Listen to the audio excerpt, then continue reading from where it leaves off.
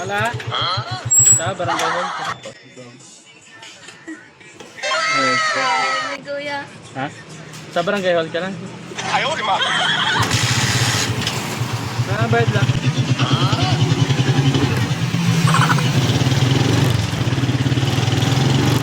Tapo lang tayo lang. Ayaw, di ba?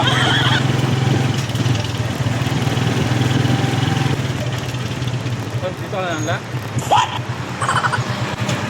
Tapo lang. Joke lang. Prank lang, nag-vlog ako. Saan? Video. So, patot yan kuya. Talaga. Napanood mo na yan?